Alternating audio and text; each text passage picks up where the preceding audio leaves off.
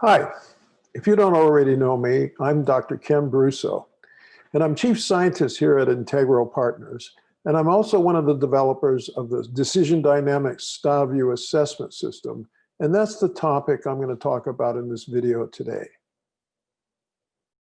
The centerpiece of this Insight program is the StyleView conceptual model, and it's all about how we make decisions and how we think our way through problems and we make choices. But I'm here to tell you the practical importance of this goes far beyond mere decision making. It influences our relationships, work, our career, and our feelings and motivations in a wide range of circumstances. In this particular video, I'll give you an overview of the StyleView model and the 4 basic decision styles that are included in the model, as well as the conceptual foundations of the model itself. Along the way, I'll indicate why this is something that you should care about. In later videos in this series, I'll give you deeper dives into the nooks and crannies of this fascinating realm of human experience. You'll see the far-reaching impact of our styles of thinking and deciding. So let's listen in as I describe the model. First and foremost, I want you to understand that the styles we're talking about are behaviors that take place whenever people are dealing with other people in situations that involve making decisions, making presentations, or formulating plans, and they're aware of the eyes of other people being upon them. And also, when one is perhaps by oneself or with just a few very familiar other people and is solving a problem, making a decision, or making a choice. I'll have more to say about those 2 different kinds of circumstances later on. So, to be specific, just what are styles of thinking and deciding? Decision styles, as I call them for short, are simply habits of thinking and information processing that people pick up over time. These habits or styles are formed through experience. First, our thinking is influenced by socialization. We learn our styles from others. Our parents or primary caregivers tend to have the earliest and perhaps the biggest impact on our styles of thinking and deciding. Later on, it's teachers, friends, bosses, co-workers that continue to influence how we think. These influences can be quite subtle. Neither we nor our teachers are necessarily aware that this is happening.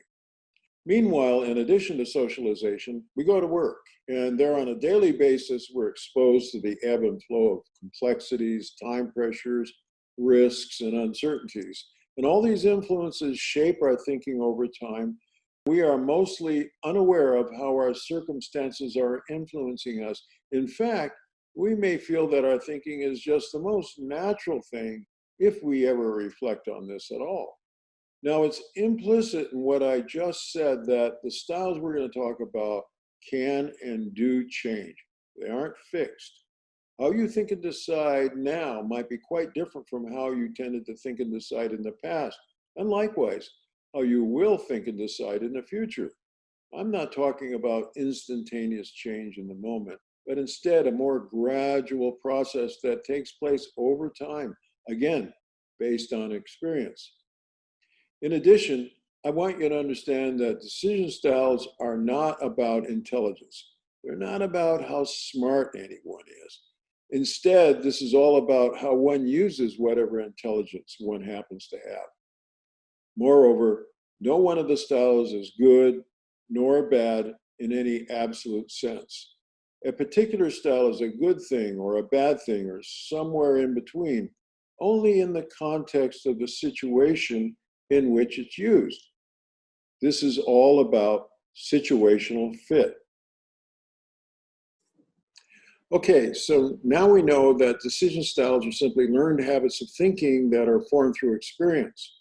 We also know that styles can change over the course of time, also based upon experience. And although we're talking about thinking, we're not talking about how smart anyone is. We're simply talking about how people use whatever intelligence they happen to have. We also know that the styles are neither right nor wrong apart from the situations in which they're used. Now we need to know a little bit more about the styles themselves. Are they similar or are they different? What are their underpinnings? In this next section, I talk about two fundamental foundation factors on which the styles are based. If you can remember those two simple factors, you can always recall the four basic styles that are based upon those factors. So let's listen in.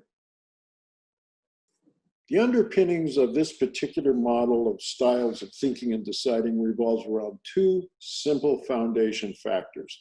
One is simply how much information is taken into account and considered in the process of making a decision. A little, a lot, or something in between those extremes. People vary greatly in the amount of information they take into account when making decisions. Secondly, focus. Here I'm talking about the extent to which a person zeroes in on one clear-cut solution or course of action to achieve a very specific objective, versus identifying multiple solutions or possible courses of action needed to achieve multiple objectives, not just one. These two foundation factors, information use and focus, are a very important part of this model of thinking and deciding. I want to dig into this matter of information use in more detail. And as I do, I want you to imagine yourself in a situation in which you need to make a decision. Let's say you need to decide on which of two paths to go down. Maybe you need to choose between two different schools to attend, and both have made you offers. Or maybe your education is well behind you and you need to choose between two employment possibilities that have just popped up. In either case, suppose that you're not familiar with the choices that are open to you. They're new and they're outside your past experience. So in this graph here, you're down at the lower left side, the low point. That is, your level of understanding needed to make the choices is low. And at this point, you have very little information to increase your knowledge and understanding of the choices. So to make a good choice, you have to go out and get more information. In other words, you have to climb a learning curve like this. Now, I want to direct your attention to a feature of the curve that's a characteristic of many learning curves. Notice that at its origin, where you start out, the curve goes upward rather steeply. That is, each piece of information you take in takes you up quite a way on the vertical axis, your level of understanding. But as time goes by and you take in more and more information, the curve starts to level off. Each piece of new information isn't increasing your understanding as much as when you started off. Now, this is where styles of thinking and deciding come into play. Some of us tend to stop our intake of information and our trip up the curve right about here. I call it the good enough point. They know that there's more information available and that they'd learn more from it, but they feel they have a good enough understanding of the situation and the issue to make a good decision. I call this the satisficer mode. One is satisfied that enough is known to make a good decision. And I contrast that with the other extreme, the maximizer mode, in which a person maximizes intake of information until he or she feels that nothing really new is being learned. These are two extremes, and in fact, people's information use can be found spread out all along the curve from the satisficers to the maximizers. Now, keep in mind that neither of these two modes is superior to the other in any absolute sense. Whether one is better than the other depends on the situation a person faces.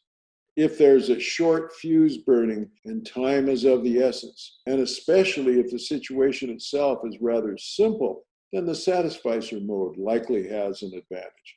But if there's no short fuse burning and the situation is complicated with lots of moving parts and the outcomes of any decision are really important, then the maximizer mode likely has the advantage. Now, I want to turn our attention to the other foundation factor in decision styles, solution focus.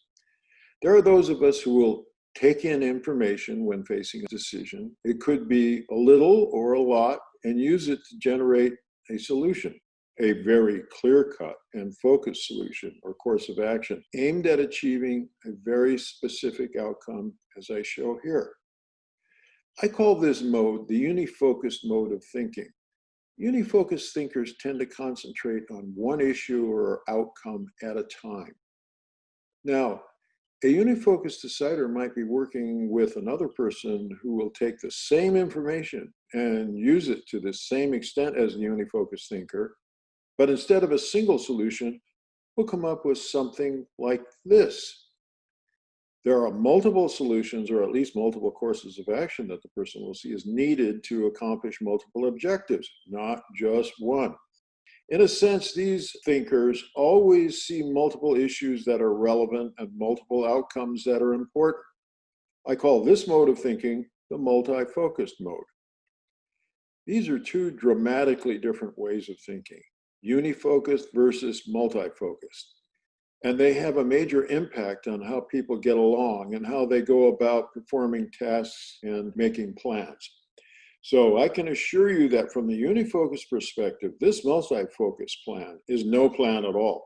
It's a god-awful scatterbrained mess, especially when the multi-focused thinker insists that all these multiple actions must be taken. But likewise, to the multi-focused thinker, this unifocused plan is very deficient and exceedingly narrow. Maybe it's a good start, but what about A? What about B? What about this? And what about that? Basically, these two thinkers cannot even agree on what a decision looks like. These differences can lead to arguments, stress, and outright conflict. Here again, though, in a bigger picture, neither mode is absolutely better than the other, no matter how strongly people feel that their way of thinking is the better way. The situation has to be taken into account. If the situation's very familiar and very stable, not much change happening, then the unifocus mode will likely have an advantage. But if the situation is new and changing or dynamic with a lot of parts, and the only thing known for sure is that whatever exists today will be different tomorrow, the multi-focus mode likely has the advantage. All right, now that we've had a look at the foundations of the StyleView model, we can talk about some very specific ways of thinking, very specific styles. We take the fast-acting, satisficing styles and we put them here. We take the more analytic, maximizing styles and we put them over here. On the vertical axis, we take the unifocus styles and put them on top.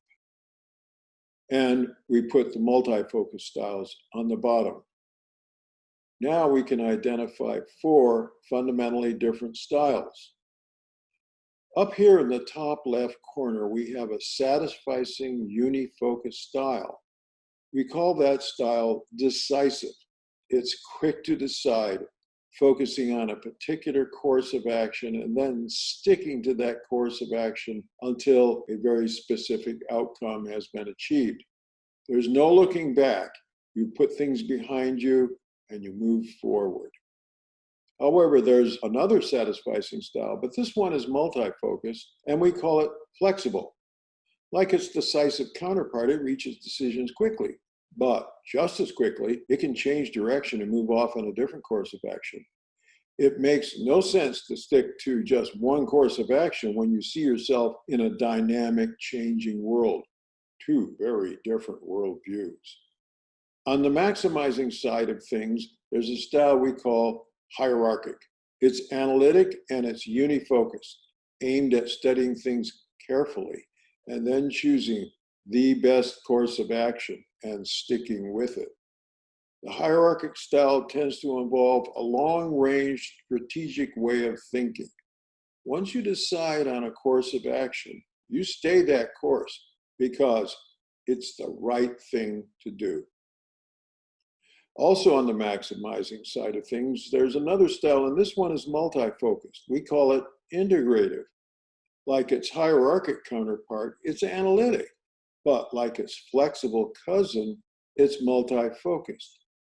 So the perspective is broad and dynamic. It's not just focused on one thing or one outcome, Integrative thinkers tend to come up with broad plans that contain lots of possibilities, possibilities that can change as things change.